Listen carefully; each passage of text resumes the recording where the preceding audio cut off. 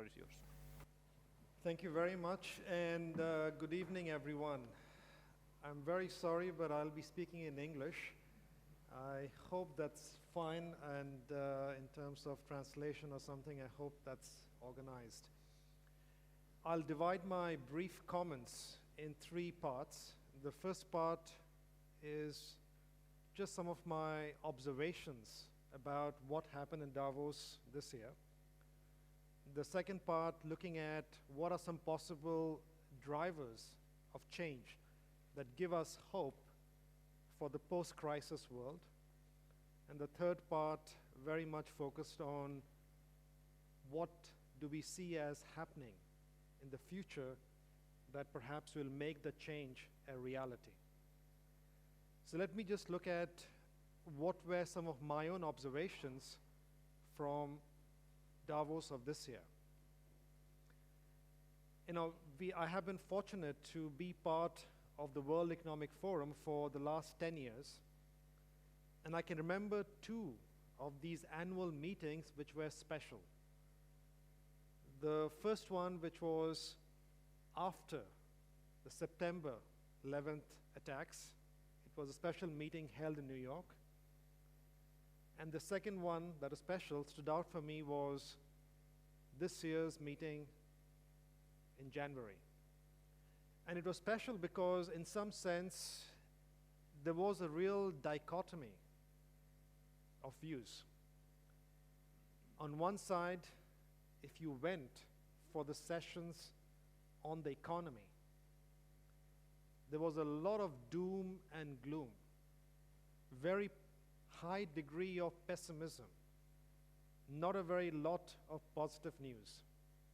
And then if you went for the sessions on technology, there was a lot of optimism, and people were saying, you know, forget the doom and the gloom, let's look at the positive growth and innovation stories that will in fact help us to get out of this crisis.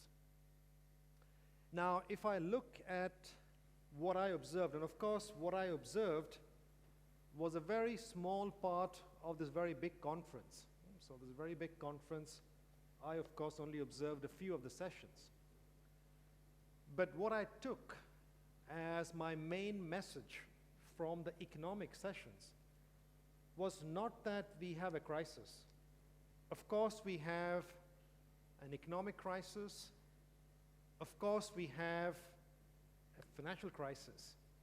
But the main message for me was we have an even bigger crisis in leadership. There was a very strong sense I had that our leaders of these global institutions were in denial. Denial that something was really happening. Denial that they had to change a lot of the practices that they had operated in for a long time. You know, I was part of the BBC World Debate, and some of you may have seen that program, and the moderator of the program is a very good friend of mine, at the same time a very accomplished TV moderator called Nick Gowing. On the panel, he had, amongst other people, a very senior board representative of AIG.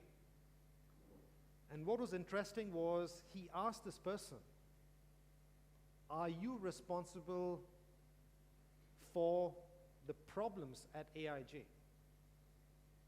The first time what he did was he answered something else. You know, it was a very typical clever reaction. He just answered another question. He didn't answer that question. Nick went back to him and said, I asked you a question about responsibility. Are you responsible? When forced, he basically said, no, I am not responsible. And the audience basically was shocked. Nick went back to him and said, you just said you're not responsible. Are you sure you're not responsible? And he said, yes, I'm not responsible. And of course, what they all claimed was that it wasn't them. It was the system around them. It was all these homeowners, all the regulators, all the banks, everything around them, the entire system that caused the problem.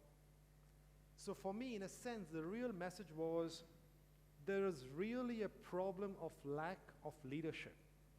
And that is basically fueling a lack of confidence. So when people talk about lack of confidence, lack of trust, this is what they're referring to. Because people do not believe the leaders, and people do not like what they see. Even today, you have stories of CEOs of large American banks flying private jets, spending millions on refurbishing offices, giving themselves bonuses when the public is outraged at what is happening. So you see this kind of a pattern developing, and that was very, very impressive for me.